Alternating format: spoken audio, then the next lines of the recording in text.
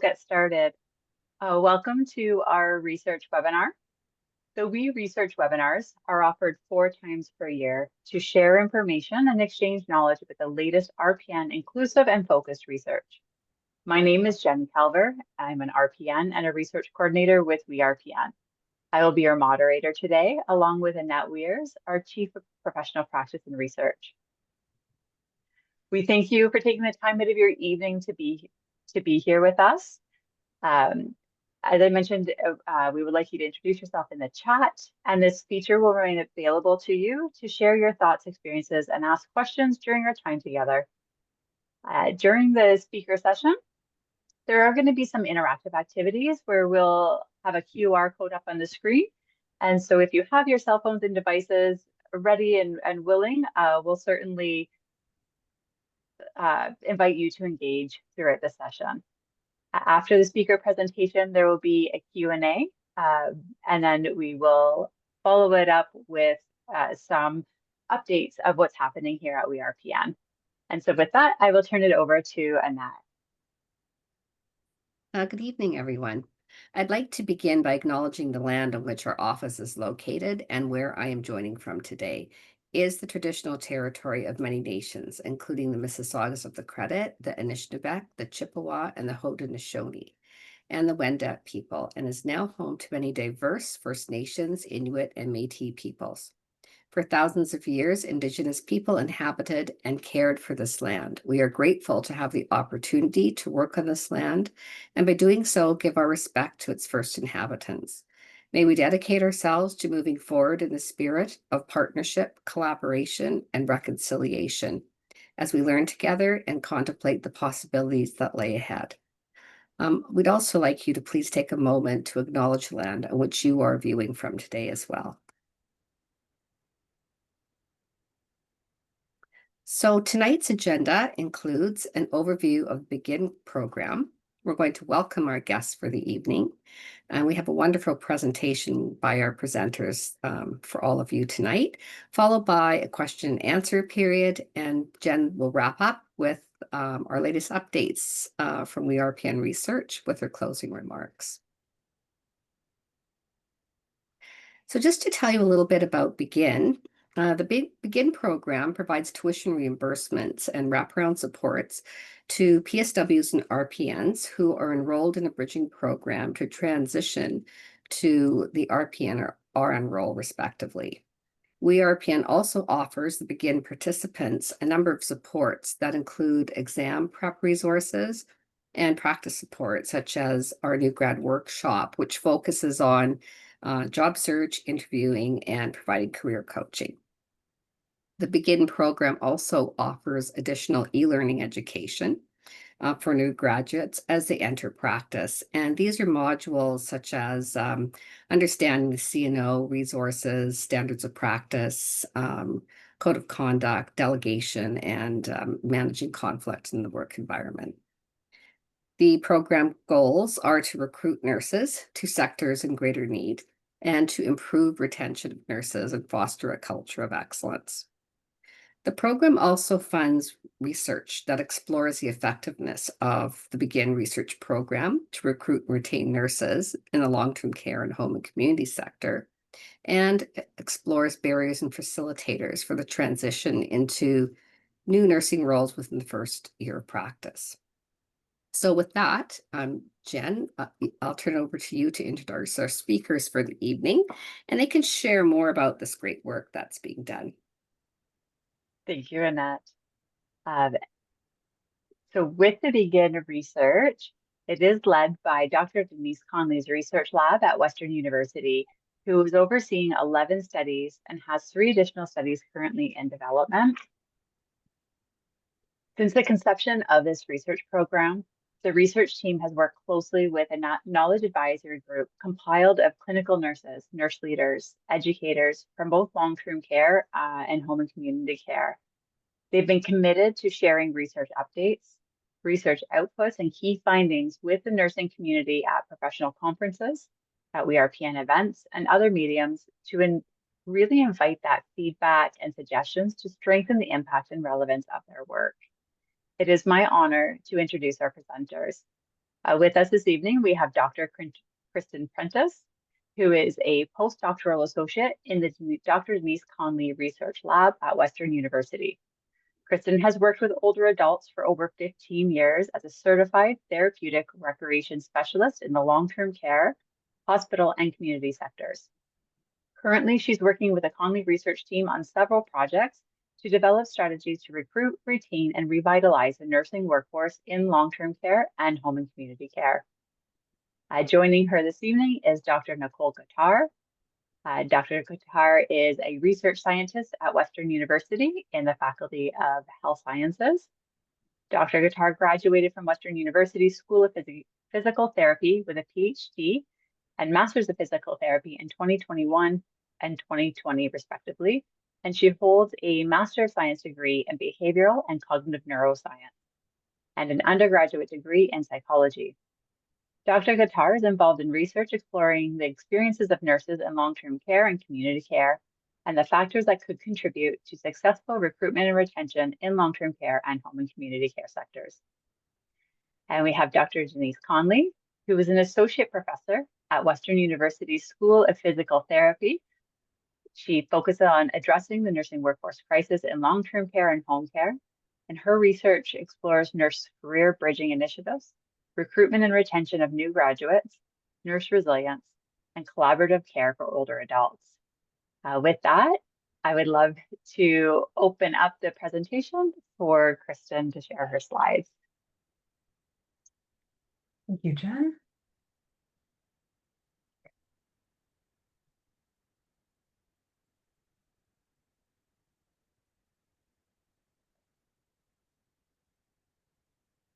Okay, there we go. So thank you, everybody, for joining us this evening to discuss the findings from a Knowledge Exchange Symposium held in March of this year. And today I'm joined by my supervisor, Dr. Denise Connelly, and my colleagues, Dr. Nicole and Dr. Nancy Snoblin, all of who were instrumental in making this event run smoothly. And I'd like to thank the WeRPN-BEGIN team for their assistance in gathering some key partners for the symposium and for their help in facilitating this event, and to the Ministries of Health and Long-Term Care for funding the BEGIN program. So we are going to switch back, Jen, for the Menti. Go ahead.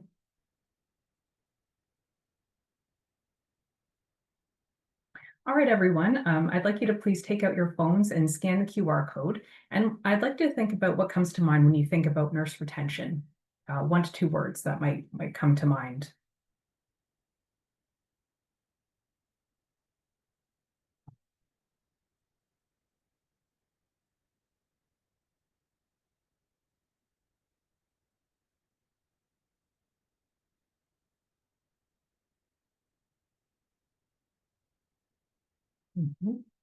Challenging, for sure. Yeah, you just have job satisfaction. Important among the staff shortages, absolutely. Pay equity, work-life balance, leadership support.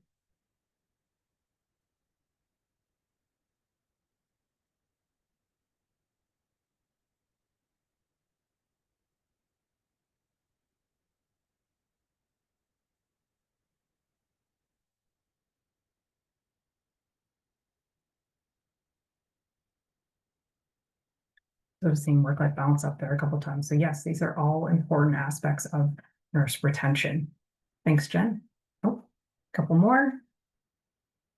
Needing recognition, absolutely.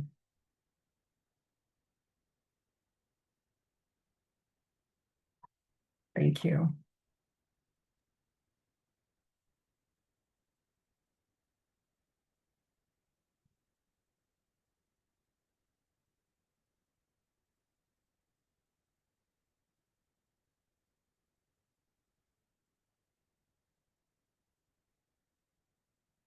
Okay, so thank you, Jen, for your introductions. I would like to just quickly reintroduce the Dr. Connelly Research Lab that co-hosted the Knowledge Exchange Symposium with WeRPN.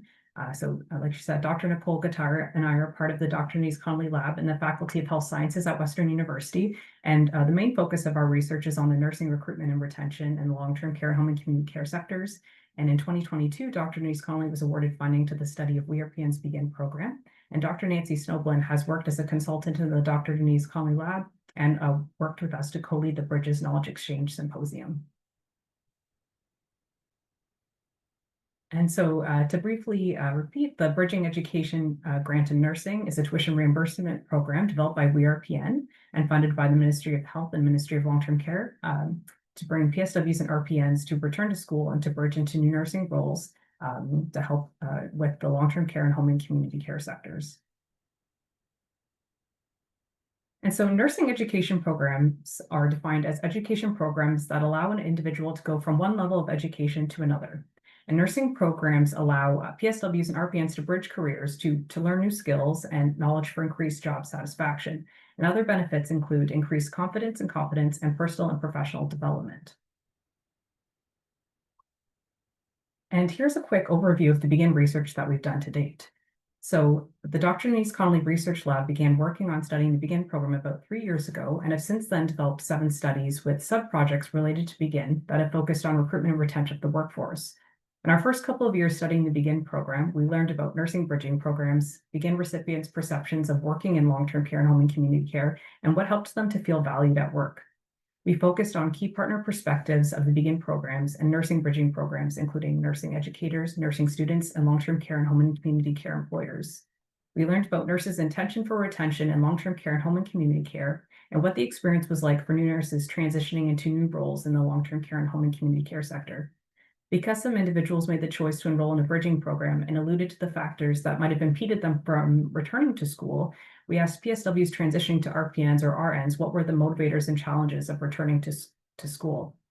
In the third year, the Dr. Denise Connelly Research Lab partnered with Dr. Winnie Sun and Jen Kelber to study how using micro-credentials used for palliative care helped with these to transition into their new role. And our findings from these studies have helped us to gain knowledge on recruitment and retention of nurses in the long-term care and home and community care sectors and have provided insight into other areas of recruitment and retention that need investigating. And so by now, we're pretty well aware that we're in a chronic nursing shortage. We've heard about the burnout and moral distress experienced by nurses, especially during the COVID-19 pandemic. In Ontario, the chronic nursing shortage is affecting the working conditions for nurses working in the long-term care and home and community care sectors, affecting recruitment and retention of the care workforce. For decades, increasingly heavy workouts have contributed to burnout and the ongoing shortage of nurses. But the stress of the COVID-19 pandemic exacerbated these pre-existing challenges, leading to widespread nursing workforce shortages and exhaustion and burnout among healthcare professionals, and is still a problem today. Because of the nursing shortage, nurses must take on heavier workloads, resulting in chronic fatigue, emotional distress, and burnout. And the public image of working in long-term care and home and community care remains stigmatized as an undesirable work environment, which could have challenges for encouraging new nurses to work in these settings. Moreover, a recent national survey in the US reported that new graduate nurses hold low interest for working with older adults and chronic community care. Existing work disparities in long-term care and home and community care systems, such as unfairness in pay or unequal distribution of work, are affecting nurse retention. For instance, wage disparities across sectors provide incentive for nurses to work elsewhere. According to Zagrodny et al., home care is the lowest paid sector. And another researcher reported that care aides working in long-term care homes with less favorable work environments, characterized by less supportive leadership, weaker work culture, less effective team communication and feedback mechanisms, experienced a decline in job satisfaction and professional efficacy. Nurses in these sectors may experience challenges in accessing professional development, education, and full-time positions, which in turn can affect retention. So how do we retain nurses? The Government of Canada released the Nursing Retention Toolkit, which listed several strategies to assist with retention. Nurses need inspired leadership to feel empowered within their roles and to become leaders within their organizations. Additionally, incorporating flexible and balanced ways of working, organizational mental health supports, and professional development and mentorship opportunities are other options. Nursing bridging education programs have also been suggested as a strategy for retention. These programs provide access to flexible learning environments for individuals who need to work full-time while attending to school and balancing multiple roles, including family obligations. And recent research has shown that nurses are more inclined to stay with organizations that are supportive of their staff, engaging in professional development opportunities. Nurses have expressed interest in working for organizations in which they feel valued. From our own findings, we noticed that nurses who were already working at a long-term care home would bridge with the intention of returning to the sector to continue working in their new role. Okay, Jen, we're going to switch for the next slide, please.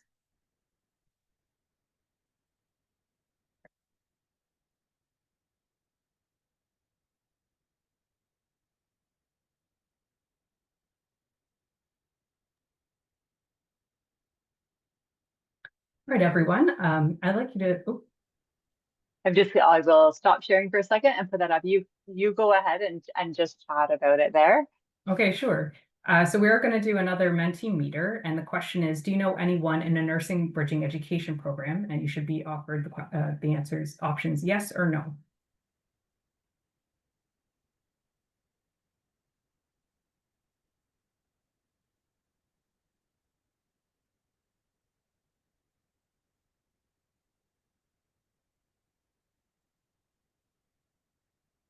And there's the options for you. Okay, thank you.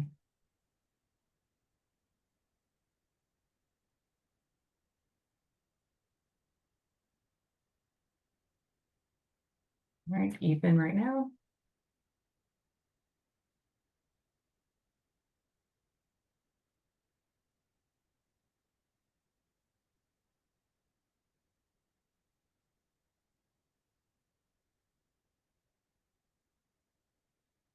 Okay, so it looks pretty balanced. Oh, more so that people know somebody in a bridging role. Okay.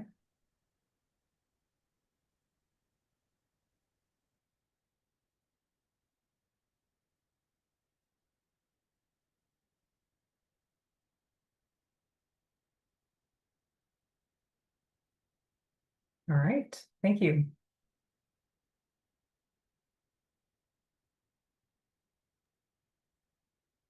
Do you want me to advance to the next Yeah, slide? sorry. Thanks. Yeah, switch to the next one.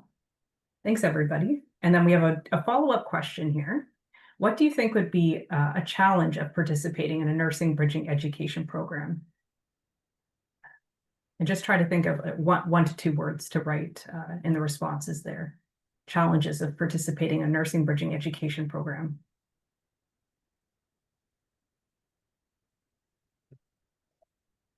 Yes. The transition to a new role, the finances to return to school, catching up enough on sleep with other obligations, heavy workload balancing school and work.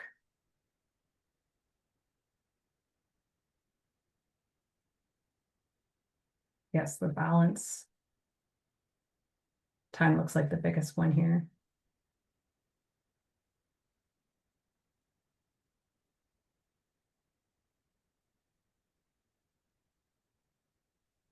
Yes, receiving a lack of support. Absolutely.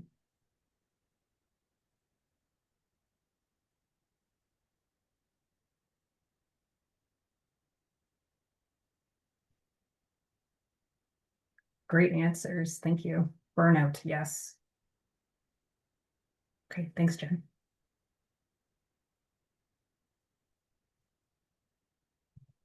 Thank you, everybody.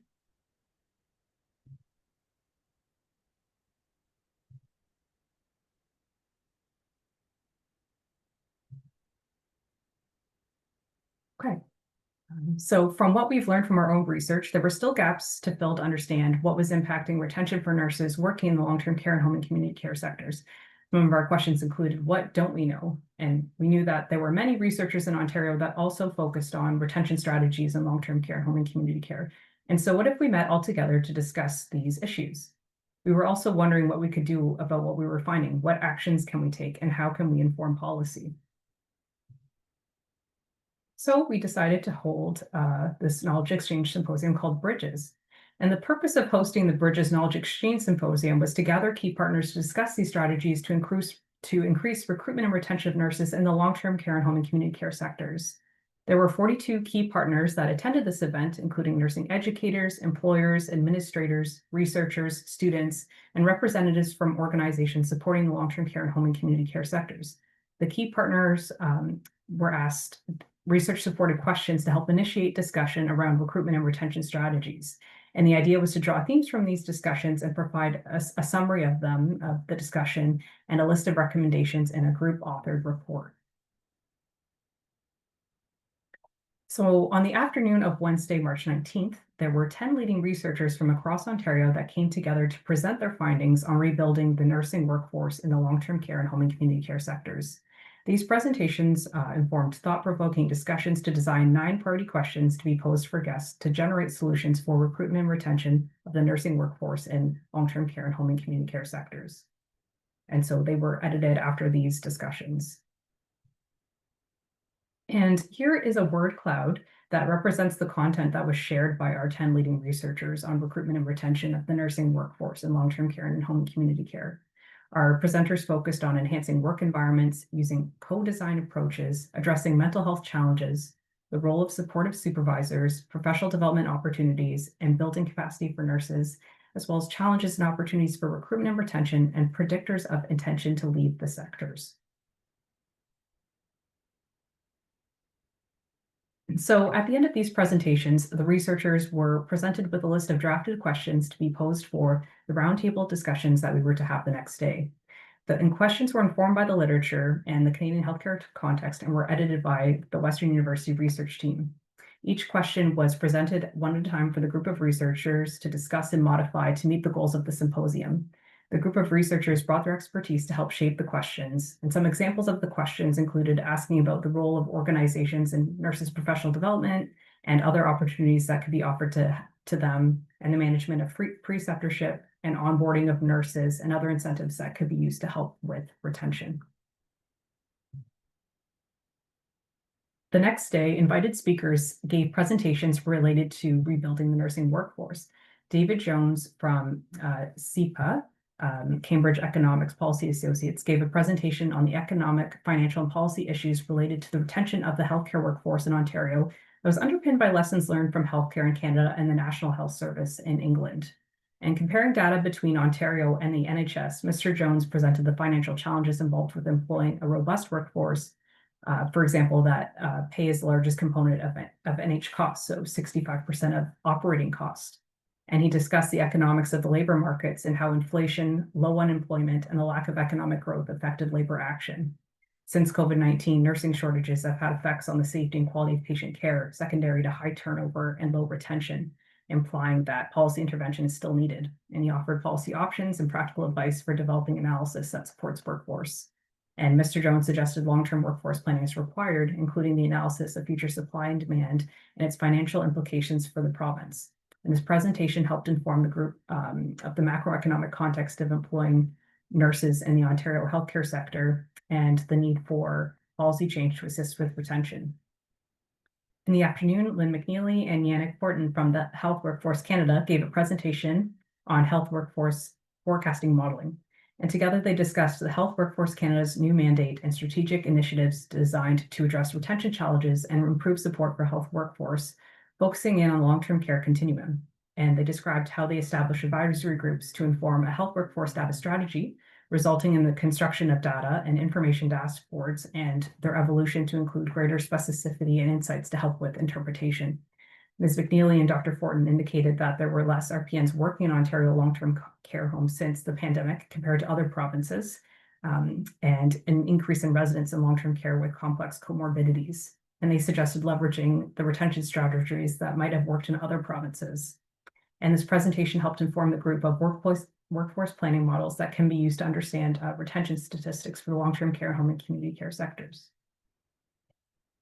So in between the following invited speaker presentations, roundtable discussions were guided by facilitators and focused on addressing the 9 questions developed by the researchers from the previous day. The key partners came together and discussed these questions, firstly identifying the current problem areas and then generating new ideas about how to address these issues. And the aim was to develop this summary document with these recommendations. And so these were the findings from the discussion. The overarching theme underlining the symposium discussions was that of rebranding the long-term care and home and community care workplaces.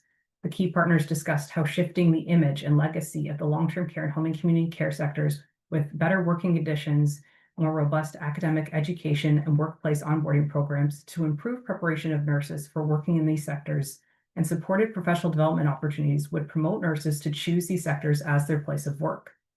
4 sub-themes comprise the overarching theme, addressing existing stigma and changing perceived workplace culture, cultivating skills-based nursing leadership in nurse leaders, and implementing new workplace policies and patient care models, and facilitating workforce psychological and physical well-being. And to dive into each of those more closely with detail, the key partners discussed how the existing social and professional stigma associated with working in long-term care and home and community care jeopardized nurses choosing these sectors as places to work. And this stigma can be described as that loss of nursing skills, less valued work, and limited professional development. The culture in these sectors of heavy workloads and the expectations to work short staff were highlighted. And we discussed how these perceptions could be changed through system, education, and organizational change. There were 2 sub-themes from this theme, compensation and wage strategies. So there's a call for all sectors to offer the same wages, which can be implemented by government ministries. Organizations could implement staff scheduling models that offer more full-time equivalent positions and compensation models that have more desirable benefits. And there's also the need for more exposure or walking a day in the life of a nurse in long-term care and home and community care. And preceptorship is key to having this meaningful and positive exposure of students and new nurses in these sectors. The Ministry of Long-Term Care could continue to fund postgraduate programs to help prepare preceptors who will be accepting students in the long-term care sector.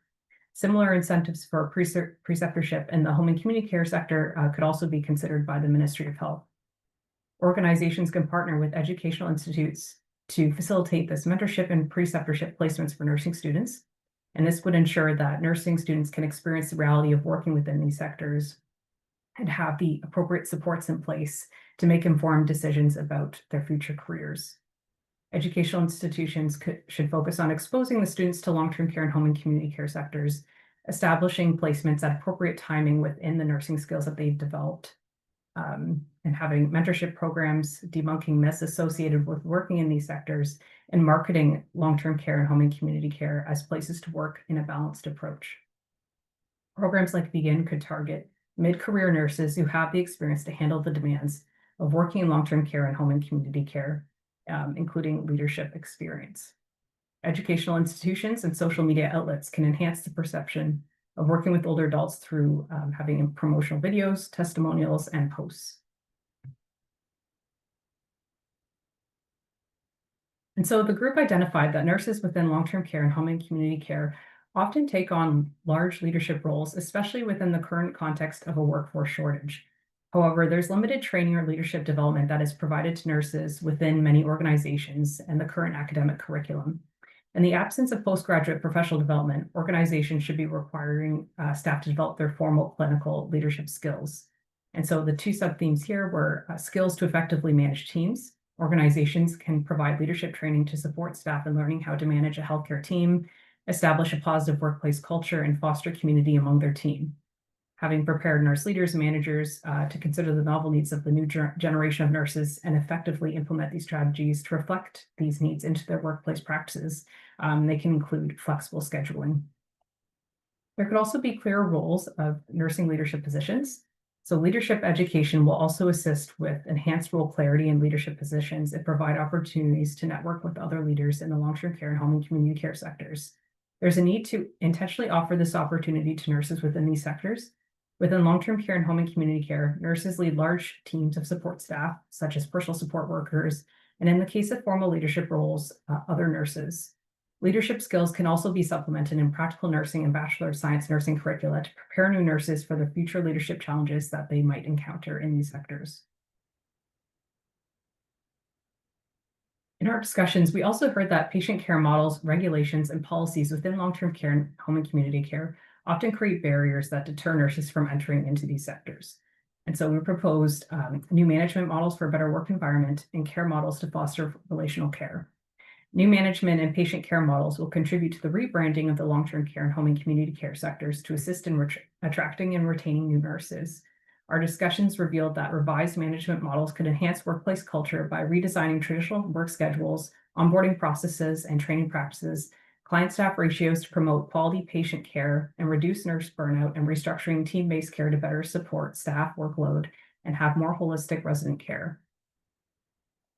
And developing and implementing new models of care, such as the butterfly care relational care model, can improve resident outcomes and assist staff in engaging and have more meaningful relationships with the residents, families, and care partners. And a relational model of care and a team-based approach might also create that positive and supportive work environment. And finally, we heard from our discussions that nurses perceive long-term care and home and community care as sectors without support for nurses. Nurse leaders, educators, employers, and policymakers can facilitate the mental health and psychological safety of nurses by implementing more supportive policies, practices, and resources. And the two sub-themes that came from this were feeling valued through psychological safe work environments and respecting space and work-life balance. Our discussions revealed that the need for nurses to feel heard and valued by their leadership within long-term care and home and community care. For example, some organizations have fostered psychologically safe work environments by offering an employee assistance program and workplace wellness programs, providing staff education on conflict resolution, workplace violence, and workplace violence. There was a call to respect nurses' space both at work as well as outside of work.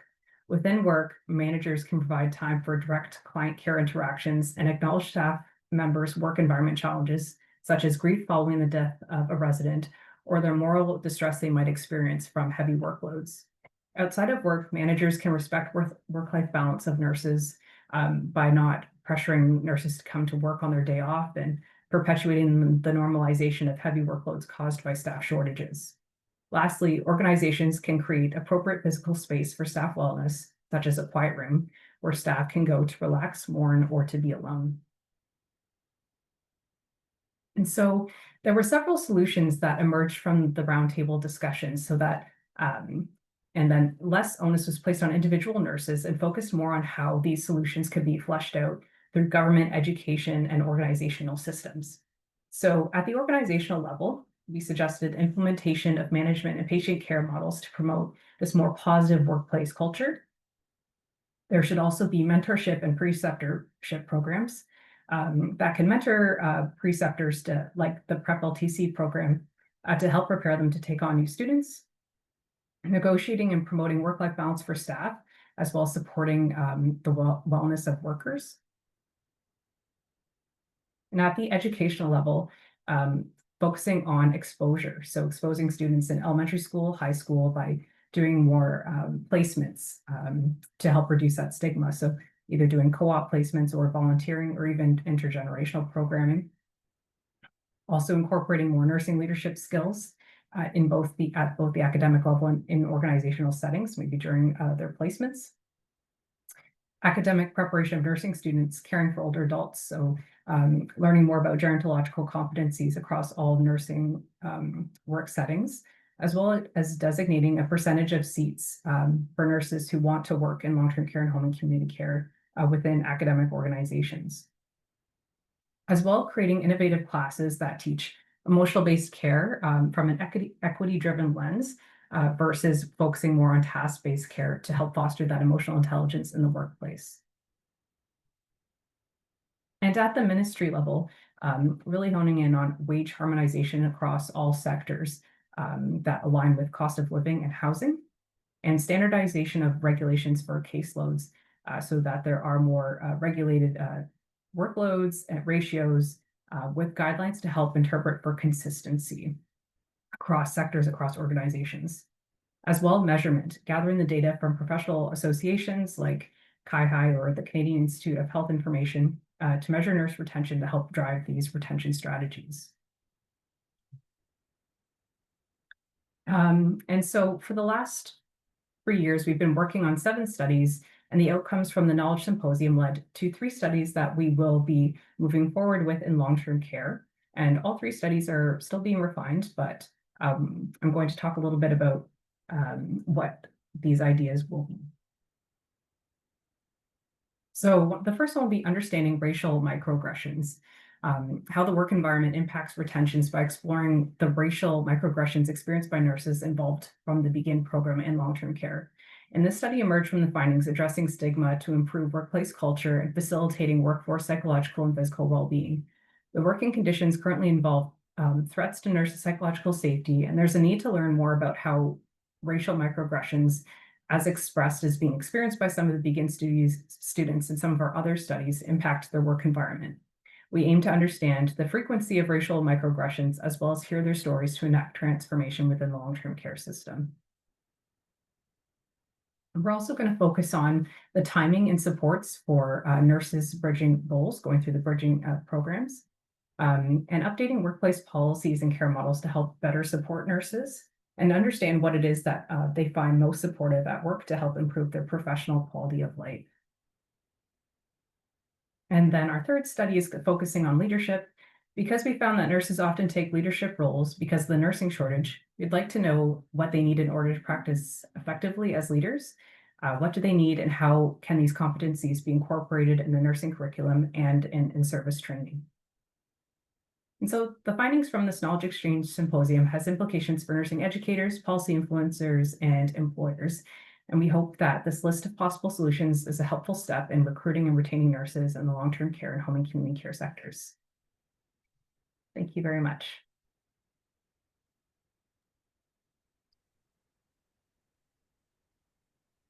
Thank you for that lovely presentation. We'll take this time to open up any questions from participants. There is the chat feature available, and there's a Q&A.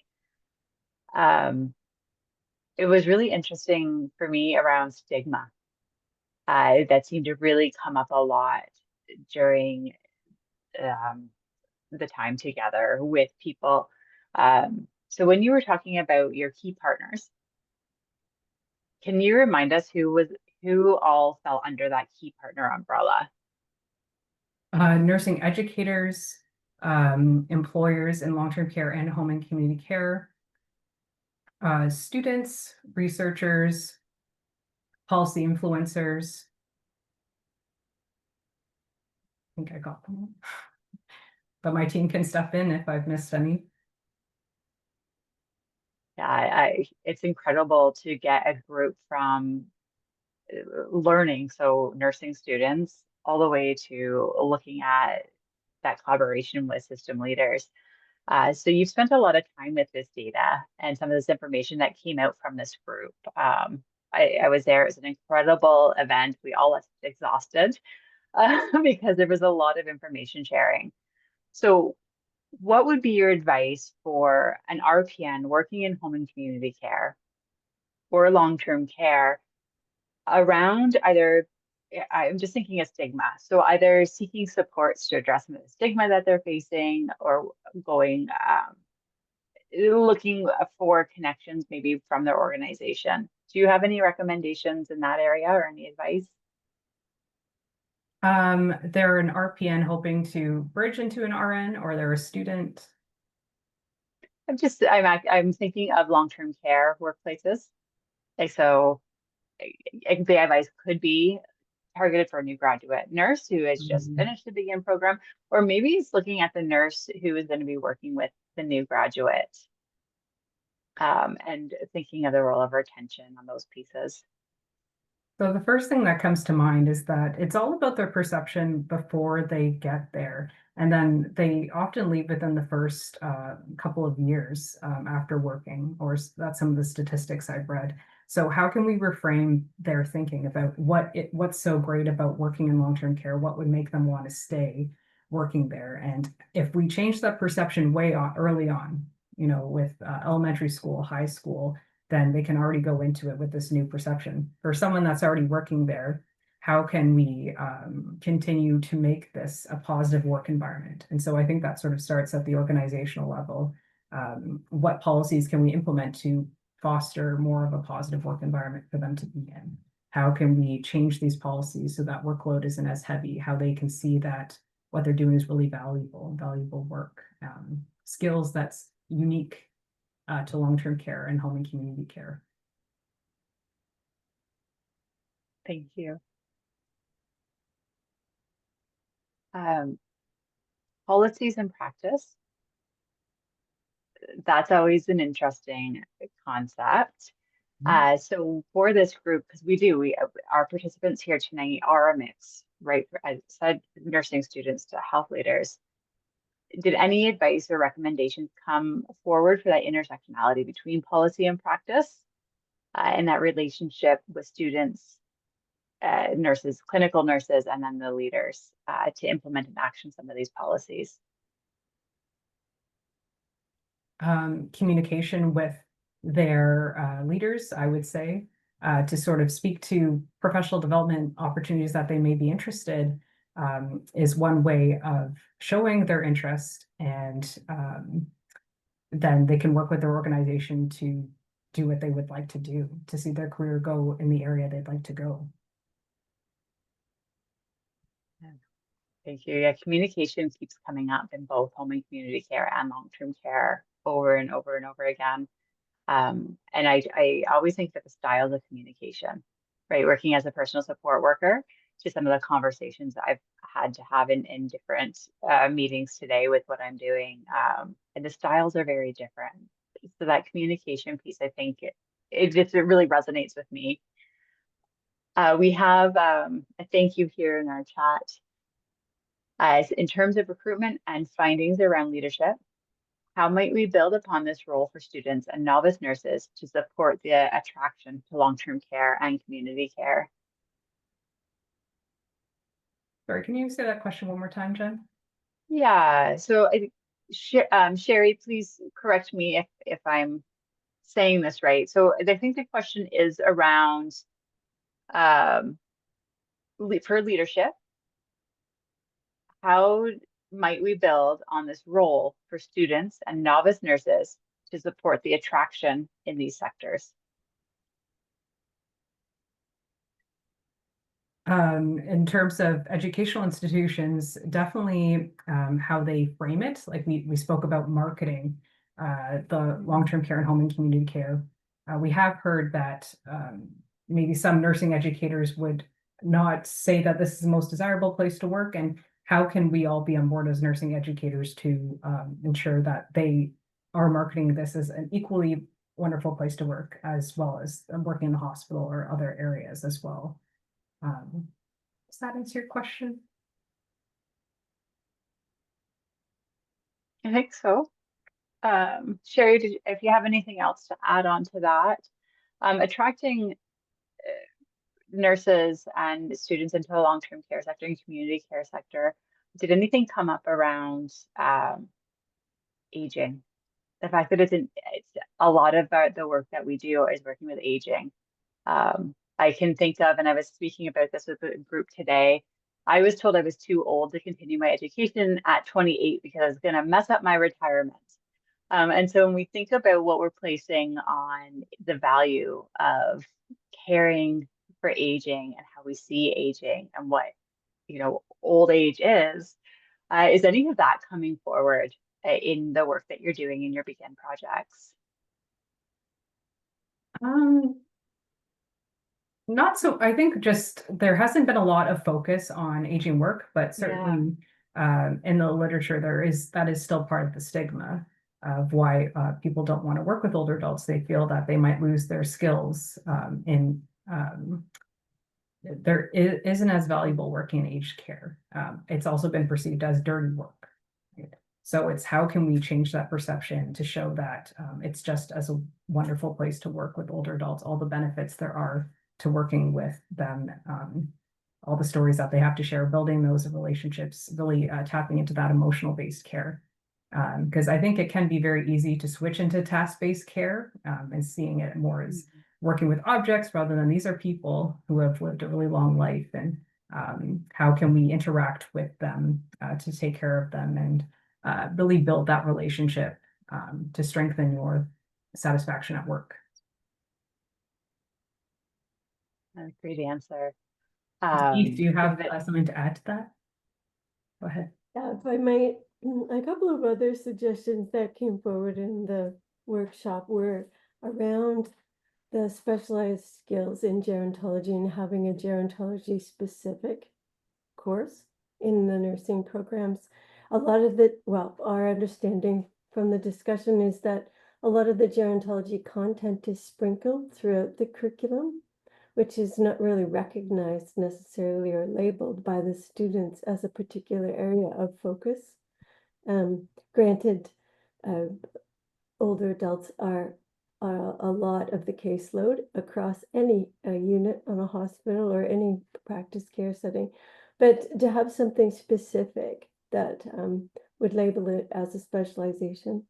And the other point that was raised in the workshop was around the timing of the placements in long-term care and home and community care as early in the program, where the students maybe haven't developed a lot of their leadership skills related to delegation and management of a team and those sorts of things as early in their educational programs.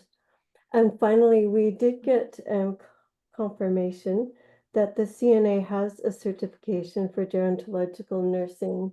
And I know it's not required by many long-term care employers, but it is available to both RPNs and RNs to sort of elevate the area of practice and trying to recognize the special skills that are involved in these settings with this group of residents and patients, clients.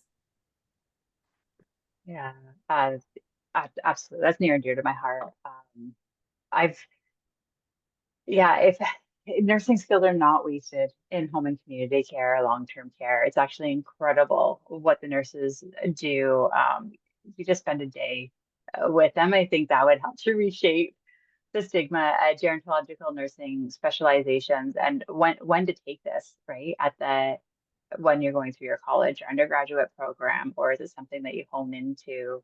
You mentioned the timing. Definitely a conversation worth continuing to have and looking at how we can support nurses to build these skills. I have a comment here. I love the idea of walk the life of a long-term care nurse. Oh, there we go. Can we partner with media to produce a documentary like this? Hey, when you have a new project? Well, I have floated this idea to my friends in the information media sciences program here at Western as a student project, but we'll see. Yeah, Winnie, it's a great idea. We'll see what we can do. Maybe a bunch of people can join together on a project like that. You know, I have a little note here at the end of this for my closing remarks that talks about somebody from the media who presented at the International Nursing Congress that we just attended. And they were asked, what would be your advice for nurses? And she looked at everybody there and said, get loud. She said nurses are very good at speaking to one another. She goes, but as soon as they're invited to share their story, their knowledge, their experience, they automatically assume that they're not the one, or they feel that they're not the one that should be sharing that or speaking about that. And so they pass it on to somebody else. So her advice to the nursing profession was get loud, speak up, have these conversations, because people are listening and they want to hear from you. So I love that documentary idea. Your students do it, Denise? Keep us in touch. Great idea. Will do. So I'm looking at the time here. We have about 10 minutes left. Part of our research webinar pieces is to share updates of what's happening in the WeResearch department. Again, if you have any questions, again, for our presenters this evening, you can always reach out to us and we'll make sure that they can get answered afterwards. I'm gonna go back. I do have one more question before we turn it over to our research updates.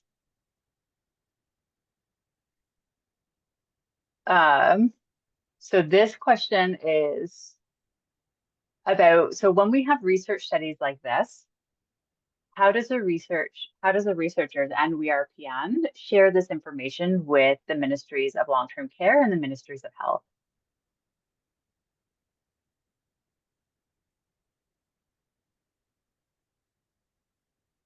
Do you want to answer that, Jen? Me? How does WeRPN share it? Well, in the research team. So how does this, I think the question is, how does this information get back up to government? So we're doing all this research, is being funded. How is this knowledge getting back to sharing? Well, maybe I can answer that. As the WeRPN, the organization, we provide the ministry with quarterly reports, and Denise's team provides us with an update on the progress of the studies, the publications. So anything that we can share with the government, we do forward on.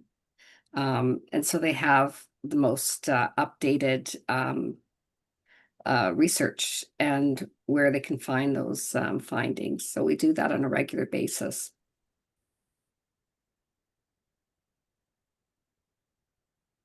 The response is thank you.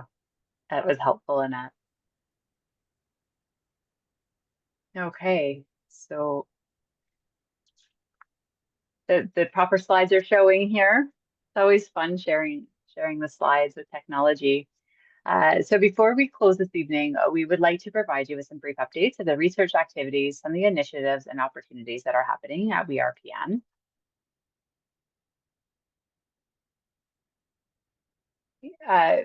We're at a really exciting time right now. June 30th marks that end of our research year. So this is very exciting because we're seeing the 2024 funded research studies and fellowships coming to an end. And we're very much looking forward to learning about these research findings and some of these outputs. It also marks the time for new beginnings, as we've received a number of proposals for the 2025 research grants and fellowships. They've all gone through the adjudication process, and we are in the process of preparing to announce the new RPN inclusive and focused research that aligns with the WeRPN strategic plan, their goals and research priorities. The research priorities are really looking at health and safety for RPNs, areas of clinical practice, policy and health services, and workforce planning and development. And these priorities are guided by supporting strategies. And so they're listed here on the slide. We're going to take a closer look here. So our first supported strategy around research infrastructure. WeRPN endeavors to advance platforms for communicating RPN inclusive and focused research findings and the impacts in an engaging and accessible way. We're so excited to share with you that there is a new library now available online to provide these research updates, to exchange knowledge and share outputs. So this looks at, this looks at increasing representation of RPNs in the literature. And so it's useful to help guide our practice and our programs, some of those policies that we were talking about today, healthcare decisions, and future research. So visit our website and you can explore this library. There's sections on the website for publications, presentations, and different resources. This library is regularly maintained. And so the purpose is to help you stay up to date on these new research findings, outputs, and recommendations that can really help shape our profession, our practice, and the policies that guide our work. Our contact information is on there. So if you are working on some incredible RPN work and you would like to share it with us, or if you know somebody who's working on some really great RPN work, we'd be happy to connect with you. So another one of our guiding strategies is really looking at role clarity and the different roles. So a snapshot of the 2024 to 2025 research that aim to speak to the role clarity. We had 3 of 7 funded studies that fit under this area for this research priority. Again, these studies are on track to end June 30th. So we'll keep an eye out. You can see updates through our research newsletters, follow us on social media. We have our e-magazine, our nursing journal. There's a lot of different ways that you can stay up to date on what's happening with these researchers. Join us like you did this evening in our webinars and where we have some incredible teams like our speakers today come and join us. Around role clarity, another thing that we look at is partnerships. Some of the great work that is being done by research teams. So this one partnership that we are working on is a CIHR partnership study. It's looking at optimizing the scope and practice of primary care, and it's led by Dr. Julia Lukowich. So WeRPN plays a role in providing some consultation, supporting any manuscript publications and reviewing and bringing that voice of RPNs forward into the work. They have been working on an umbrella review protocol, and it's going to guide a really in-depth look at the international literature on the scope of primary care nurses. This work really does aim to strengthen team-based primary care and primary care nurses intra-professional collaboration. When we look at promoting identity and recognition through research, we had 4 of the 7 funded studies from 2024 focus in this area. So it really looked at research priorities related to health and safety at work for RPNs and clinical practice. These studies are well positioned to promote the identity and recognition through research. So again, we look very forward to hearing and learning what has come out of this work. And for our partnerships in this area, we are working with different research teams on provincially and nationally funded research grants on a number of areas where we offer different types of support, engaging through the different stages of the research, offering consultation, sharing some of the invitations to participate in the research with RPNs, so they have an opportunity to share their experiences for research purposes. We see areas of rehabilitation nursing, Black RPNs experiences, where we're looking at professional advancements, but we're looking at long-term care and workforce mental health and well-being, and frameworks to structure the practice of personal support providers with consideration to the RPN role in that area.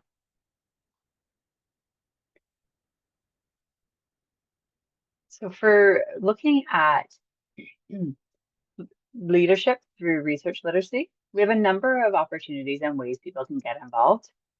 One of the areas is research in practical nursing programs. Some programs do touch on it. However, when we're thinking about research, there's always opportunity to learn more. So we do offer an Introduction to Research for RPNs online course, and the registration for that course is open.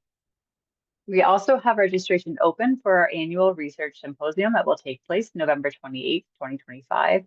This is a wonderful event for nursing students, clinical nurses, organizational leaders, health leaders, educators, you name it, to really come together and share information, exchange knowledge, network, and learn about some of the great innovative research that's being done around RPN focus and inclusive research.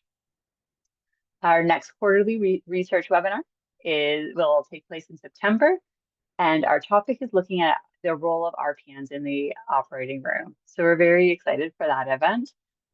Stay tuned for more details in that area. There's also other ways, that we're helping to foster connections between the nursing community and the research community, and even for organizations to come together and support their nurses to bring forward projects that they're interested in leading or learning about. We have a WeRPN research roster where RPNs can reach out and say, you know what, I think I might be interested in research. Here's my areas of interest. If you have a researcher that is interested to connect with us, please come together and let me know. The researchers can reach out to us and say, hey, I'm working on this study in XYZ. Has an RPN expressed interest? And we can help to foster that connection. RPNs who are interested in a research fellowship, we have our research opportunities that are usually announced in the fall. Researchers can submit external request forms. And so this can be a request for research partnerships or assistance with participant recruitment and helping to share the invitation for RPNs to participate in your study. Our research email is there, so please don't hesitate to reach out to us at any time. So upcoming announcements, if you follow our social media, again, read our newsletters, check our website for updates. We will be announcing the research grants and fellowships for this year. Our new Research Advisory Council members for 2025-2026 will be shortly announced. This council plays such a valuable role in helping to guide and advise on the different research activities and things that are happening that impacts RPMs. Our research symposium will be sharing more details about that. And of course, our registration for the next WeResearch webinar, the mouthful. Okay, so I shamelessly put up our membership slide as I give you our closing remarks. So I do want to thank everyone for joining us here at the WeResearch webinar and for raising such thoughtful and valuable discussions with our presenters this evening. I want to give a special thank you to Dr. Prentice, to Dr. Guitar, and Dr. Conley for sharing with us a retention strategy that emerged from a provincial meeting with researchers, nurses, nurse leaders, and health partners. This collaboration exemplifies the multifaceted interprofessional collaborations that is needed to support and retain nurses with the long-term care and home care sectors. From starting out as nursing students to transitioning into new nursing roles, each voice does matter. Nursing retention is not a one-size-fits-all approach, and so we appreciate our researchers, our educators, our clinical nurses, and our health leaders who really do come together to exchange that knowledge and raise awareness and collaborate to make a difference in our work so we can raise each other up and collaborate to make that difference in our work in the best interest of the residents and the clients that we serve. I'm so very proud to be a member of the nursing profession and to be here as a registered practical nurse. It's amazing to come together in a space where we can have those difficult and those uncomfortable discussions to move towards our shared goals. Nursing is a science. It's technology, it's engineering, it's math, all put together with people at the center. I wish each of you a wonderful evening, and we look forward to seeing you again in September at our next webinar. Thank you.